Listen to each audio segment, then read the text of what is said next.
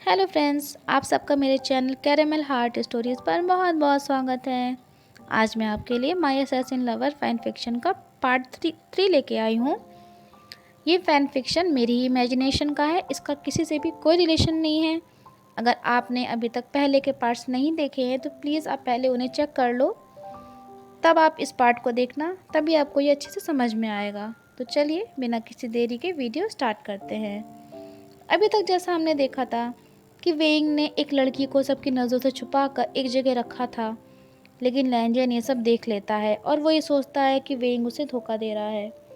फिर अगली सुबह जब वेइंग की आँख खुलती है तो वो लैंजन को अपने बगल में ढूंढता है, पर वो उसे वहाँ नहीं मिलता।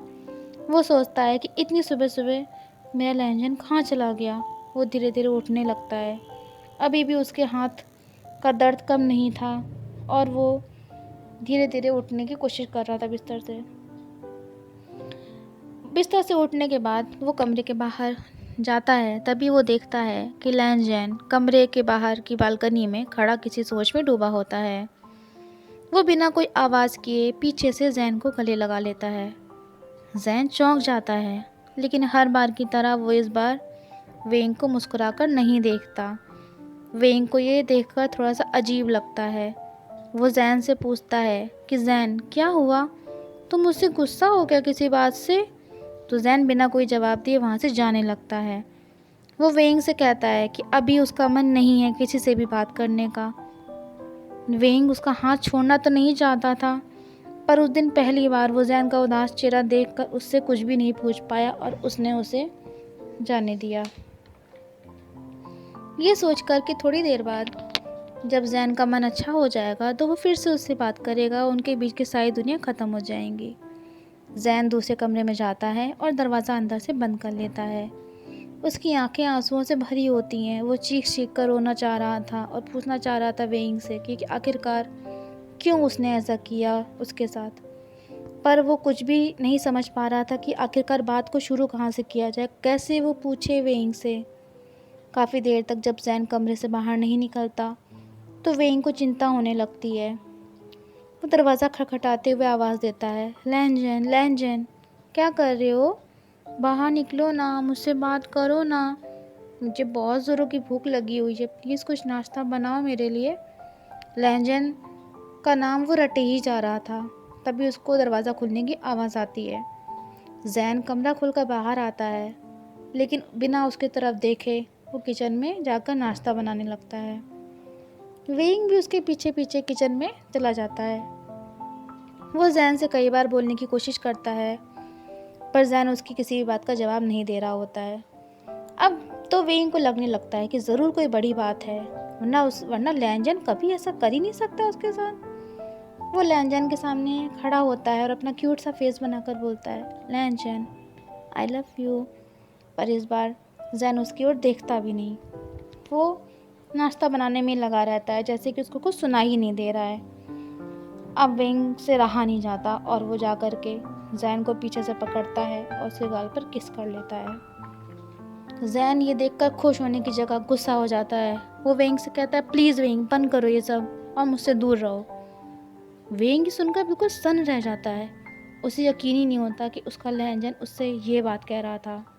उसकी आंखों में आंसू आ जाते हैं, पर वो उनको कंट्रोल करते हुए बोलता है, जैन सॉरी, अगर मेरी किसी बात या हरकत से तुमको बुरा लगा हो। और वो ये कहकर वहाँ से जाने लगता है। लेकिन जैसे ही वो अपने कदमों को वहाँ से जाने के लिए बढ़ाता है, जैन उसका हाथ पकड़ लेता है। ये देखकर वेइंग बहुत खुश होता है। वो सोचता है कि मेरे जैन का गुस्सा लगता है शांत हो गया। लेकिन जैन उसको कुछ भी नहीं बोलता, बस ये कहता है कि नाश्ता कर लो, और वो नाश्ते की प्लेट वेइंग को पकड़ा के वहाँ से जाने लगता है। वेइंग को बहुत अच्छी तरह से पता था कि लैंजन को गुस्सा किस तरह का आता है। लैंजन बोलता कुछ नहीं था, लेकिन वो उसका गुस्सा बहुत ख़तरनाक था।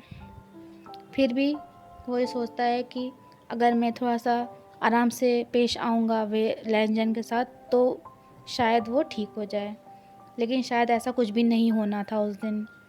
वेइंग को कुछ भी समझ में नहीं आ रहा था कि आखिरकार बात क्या है, क्यों लैंजन उसके साथ ऐसा बर्ताव कर रहा है। वो इससे पहले कि जैन से कुछ भी पूछ पाता, जैन कमरे से निकलता है और उसे कहता है, वेइंग, मैं थोड़ी देर के लिए बाहर जा रहा हूँ। ये सुनकर वेइंग उससे कहता है कि वो भी उसके साथ चलेगा। तो जैन इस बात पर उसको जवाब देता है कि नहीं, तुमको कोई ज़रूरत नहीं मेरे साथ जाने की, और वैसे ही मुझे नहीं पता कि मैं कब तक घर आऊँगा, देर भी हो सकती है। ये कहकर वो वहाँ से चला जाता है और वो पीछे मुड़ कर के भी नहीं देखता वेइंग की तरफ एक बार भी। बेचारा वेइंग उदास चेहरा लेके खड़ा रहता है वहीं पर और लहंजन को जाते हुए देखता है। वेइंग इस सब से बहुत परेशान हो चुका होता है। वो नाश्ते की प्लेट को टेबल पर रख कर कमरे में जाता है और बिस्तर पर लेट जाता है। वो सोचता है कि आखिरकार उससे ऐसी क्या गलती हो गई है जो जैन उसके साथ ऐसा बिहेव कर रहा है। उसे लग रहा था जैसे कि ये सब एक बुरा सपना जैसे हो, क्योंकि जो जैन पूरी दुनिया से उसके लिए लड़ सकता है, वो कैसे उसी के साथ ऐसा कर सकता था। ये सोचते ही वेइंग की आंखों में आंसू आ जाते हैं और वो बिस्तर पर ही लेटा लेटा न जाने कब सो जाता है, उसको पता ही नहीं चलता। काफ़ी रात हो चुकी थी, वेइंग की नींद भी टूट चुकी थी। वो बेचारा दरवाजे की तरफ नजरें गड़ाए हुए बैठा था कि कब उसका जैन वापस आएगा। अब तो हद हो गई थी, बहुत रात हो चुकी थी और जैन अभी तक वापस नहीं आया था और वेइंग की चिंता बढ़ती ही जा रही थी। फिर उसने सोचा, अब तो मैं जाऊंगा अपने जैन को ढूंढने के लिए। अब मुझसे नहीं रहा जा रहा, पता नहीं कहाँ है वो, किस हालत में है। वो बस निकलने ही वाला था घर से, कमरे से बाहर, तभी देखता है दरवाजे पे आहट हुई। वहाँ पे जैन आ चुका था। जैन को देखकर वेइंग के चेहरे पर मुस्कुराहट आ जाती है, पर अगले ही पल वो मुस्कुराहट गायब भी हो जाती है। जैन ने उस दिन बहुत शराब पी रखी थी। वो जैसे ही वेइंग को अपने पास खड़ा देखता है, वो उसे अपने गले से लगा लेता है। वेइंग को कुछ भी समझ में नहीं आ रहा होता है। वो जैन जो शराब को हाथ तक नहीं लगाता था, उस दिन उसने इतनी शराब कैसे पी ली थी इससे पहले कि वो कुछ पूछ पाता। वो देखता है कि जैन उसको देख रहा होता है, आंखों में आंसू भरे हुए। वो वेइंग को कुछ भी नहीं कहता, बस इतना कहता है कि वेइंग, मैं तुमसे बहुत प्यार करता हूँ। और ये कह कर के वो उसके होंठों पर किस करने लगता है। वेइंग जो हर बात से अनजान, उसको कुछ भी समझ में नहीं आया था कि आखिरकार ऐसा हो ही क्यों रहा है। किस करते करते वो वेइंग को कमरे में ले जाता है और बिस्तर पर गिरा देता है। वो वेइंग को किस करते ही जा रहा था और साथ में रोते भी जा रहा था। वेइंग ये सब देख रहा होता है। वो बीच बीच में लैंजन का नाम ले रहा था, प्लीज़ लैंजन, मेरी बात तो सुनो, क्यों रो रहे हो तुम, क्या बात है। ऐसा लग रहा था कि मानो जैन को कुछ भी सुना ही नहीं दे रहा था उस वक्त। लेकिन जब वेइंग को लगता है कि जैन ऐसे नहीं सुनेगा, तो वो जैन को हल्का सा धक्का देता है। जैन बिस्तर पर गिर जाता है। वेइंग तुरंत ही लैंजन को उठाता है और कहता है, सॉरी जैन, सॉरी, मैं तुम्हें धक्का नहीं देना चाह रहा था, पर मुझे मजबूरी में ऐसा करना पड़ा, सॉरी जैन। लेकिन जैन उसकी बात का कोई जवाब नहीं देता और उठकर बिस्तर पर किसी तरह से बैठता है। वेइंग उसको समझाने की कोशिश करता है, पूछने की कोशिश करता है, जैन आखिरकार तुम्हें इतनी देर कहाँ हो गई, तुमने मुझे क्यों नहीं जाने दिया अपने साथ, तुम्हें पता है मैं तुम्हारे लिए कितना परेशान था। जैन नीचे सर झुकाए हुए उसकी सब बातें सुन रहा था। पता नहीं अचानक से तभी जैन को क्या होता है, वो वेइंग के गाल पर कसकर एक तमाचा मार देता है। वेइंग बिल्कुल शॉक्ड रह जाता है। जैन वेइंग को झकझोरते हुए कहता है, क्यों वेइंग, क्यों क्यों तुमने किया मेरे साथ ये सब। मैंने दुनिया में सबसे ज़्यादा तुम पर भरोसा किया, हर चीज़ से बढ़कर तुमको चाहा, और तुम ही मेरे पीठ पीछे मुझे धोखा दे रहे हो। ये कहकर उसके आंसू बहने लगे और ज़्यादा। आखिरकार क्यों किया तुमने मेरे साथ ऐसा। वेइंग उससे कहता है, जैन ऐसा क्यों कह रहे हो तुम, मैंने तुमको कभी धोखा नहीं दिया। यह सुनकर जैन उससे कहता है, अब मुझसे ये सब झूठ बोलने की ज़रूरत नहीं है तुमको, मैंने सब अपनी आंखों से देखा है। उसको मैं कैसे झूठा मान लूँ जो मैंने अपनी इन दो आंखों से देख रखा है। वेइंग जैन से पूछता है, कैसा झूठ, कैसा धोखा, मैंने कोई धोखा नहीं किया तुम्हारे साथ आज तक। यह सुनकर जैन बिल्कुल गुस्से से भर जाता है और वेइंग से कहता है, प्लीज़ वेइंग, अब बस करो, मैंने तुमको और उस लड़की को देखा है, और ये भी देखा है कि किस तरह तुम दोनों प्यार से गले मिल रहे थे। ये सुनकर वेइंग के पैरों तले मानो ज़मीन खिसक गई हो।